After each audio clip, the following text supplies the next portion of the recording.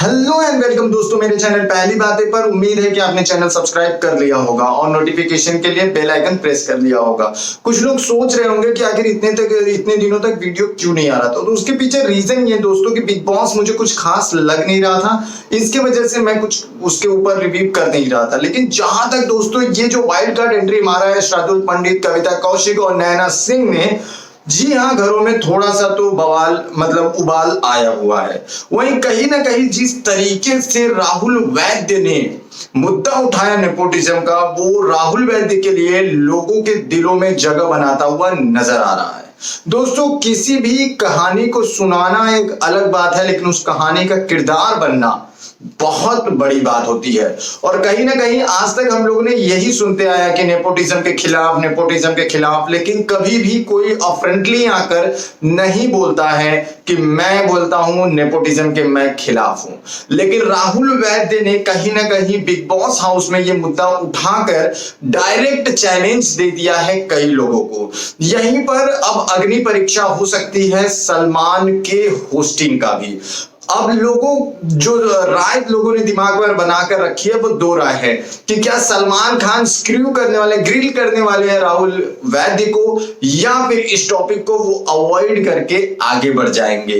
भैया ये तो भाई इंटरेस्टिंग होगा देखने के लिए, क्योंकि जहां भी अगर गलती से भी सलमान खान ने एक भी गलत स्टेटमेंट या एक गलत चीजें कर दी इस बार शनिवार या रविवार को, तो बहुत ज्यादा बदलाव हो सकता है इस बार वीकेंड के वार में। वहीं कहीं ना कहीं दोस्तों ये बहुत बार देखा जाता है कि बिग बॉस में कई बार बिग बॉस किसी को बचाने की बहुत कोशिश करते हैं।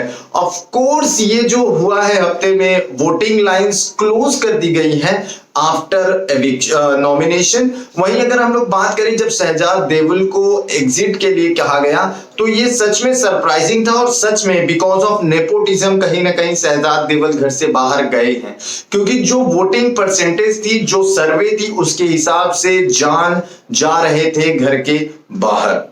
हमने ये भी देखा कि जान को स्टेज जो नेम था वो जयेश भट्टाचार्य था, लेकिन सलमान खान ने भी उनको जब इंट्रोड्यूस किया तो कुमार सानू के बेटे के रूप में किया। उन्होंने जब खुद को लाया घर के अंदर अपने पिताजी का ही नाम लिया।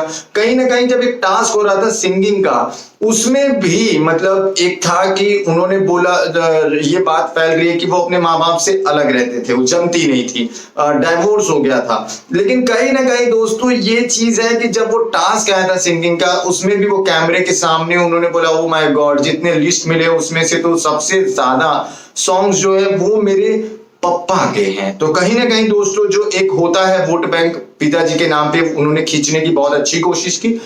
ये चीजें ठीक लगती जब एटलीस्ट आदित्य नारायण जैसा उन्होंने भी अपना थोड़ा सा एक स्पेस बनाया होता मार्केट में।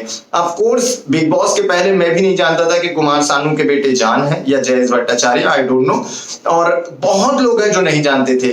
आगे जाकर बहुत मजा आने वाला है दोस्तों। आपका क्या है? राहुल वैद्य ने जो ये नेपोटिज्म के खिलाफ आवाज उठाई है, और राहुल वैद्य जिस तरीके से वन मैन शो खेलने की कोशिश कर रहे हैं, वो कितने हद तक सही है कमेंट बॉक्स में जरूर लिखे आए। उम्मीद करता हूँ वीडियो आपको पसंद आया होगा। भैया अब तो बिग बॉस लगता है बड़ा मजा आने वाला है। कविता कौशिक की जो कैप्टेंसी है और औकात दिखाने वाली बात थी, जिस तरीके से पवित्रा रिप्लाई कर रही थी कि भैया अभी मैं दिखाती हूँ इस घर में एक ही गुंडा रहेगा। भैया घर में गुंडा तो कोई नहीं रहता, परिवार में सभी सदस्य होते हैं और सभी अच्छे खासे होते हैं। बात ऐसी है तो कविता कौशिक की पर्सनालिटी थोड़ी अलग है, एंड उनके सामने खड़े रह पाएंगे कि नहीं खड़े रह पाएंगे अलग चीज है। वही कहीं ना कहीं कविता कौशिक घर में थोड़ा सा बोलते हैं ना एक हक जमाते हुए नजर आई। लीडरशिप क्वालिटी है, अपना भी काम निकल जावे और अपना काम उनका भी उनको बुरा भी ना लगे। लेकिन यहाँ पर जो कविता कौशिक है एक अलग तरीके से जा रही है। क्या है आपके राय? शार्दुल पंडित बेकार हैं? मुझे ऐसा लगता है, क्योंकि अभी तक जो चिन चालू है घर के अंदर,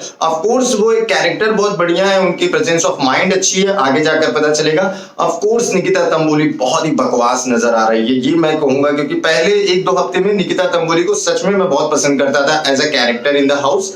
बट अब मुझे रुबीना और निकिता दोनों की वॉइस ऐसी लगती है कि मैं कब टीवी बंद कर दूं। उम्मीद है आपको वीडियो पसंद आया होगा। आपको क्या लग रहा है बिग बॉस को देखकर जल्दी से फटाफट कमेंट बॉक्स में लिख डालो। वीडियो पसंद आया तो शेयर कर डालो और चैनल सब्सक्राइब करो ताकि आपको मिलते रहे आगे सभी वीडियोस को देखने का मौका, और बेल आइकन प्रेस करो ताकि आपको मिलते रहे notification. Thank you so much. मिलते हैं किसी नए वीडियो में किसी नए टॉपिक के साथ।